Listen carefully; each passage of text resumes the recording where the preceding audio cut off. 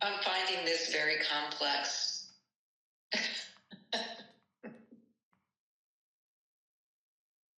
If I didn't have a conscience, then Is it complicated to be here right now? no, I'm just what I'm hearing is that it's my conscience is, that is, there's that's wrong, or that's so unfair that, this is happening to these people or whatever. And then I feel like if I didn't care, then I would be fine, right? It's all fine. That's just the way it is. There's nothing I can do about it. There's, that it just is. It just is. What pair of shoes or whatever to wear? I don't know, something stupid. But then there's the suffering that we do over things that are, truly, or people being killed unnecessarily and things like that. So Yes, but I'm hearing everything that you say, but I'm not sure what you wish to convey yet. I'm not entirely sure. I guess I'm just between the distinction. There's the consciousness and conscience.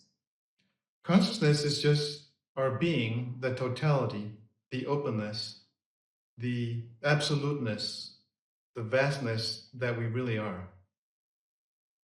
And conscience is when that consciousness is experienced by this sensor that is our body, in our nervous system, in our being, in our essence. Then there is a consequence to that experience, which means that I'm open to everything. Open, the heart is open. So the wonderfulness is magnified, and the terribleness is also magnified. Because in the oneness with everyone and everything, of course, you're going to celebrate the beauty and the incredible marvelousness of it. And then in the terrible things that people do to each other, then you're going to be suffering even more, because you have a conscience. You know who you really are, and yet you're doing this. They are doing this. We are one. If they are doing that, I'm doing that. You see? So we are in a way complicit. That is, it is a given. There's nobody can get out of that. We cannot get out of that. So then we have to balance this in our own intelligence. So we have to live in a paradox, right? That's why this is any true path of self-knowing is really not pretty much for anybody, because then you open yourself to the incredibleness, the wonderfulness, but you also expose yourself to the incredible terribleness that there is that is going on. You don't just take one and then ignore the other, you see. So it's to really be human, we have to be constantly reconciling our evil-mindedness and our small-mindedness with our vast glory, openness, beauty. They meet. Where they meet is here, in the heart.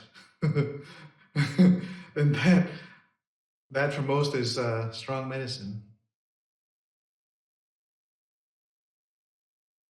You see, it's not about right or wrong. That does not exist. What exists is reconciling in our heart everything.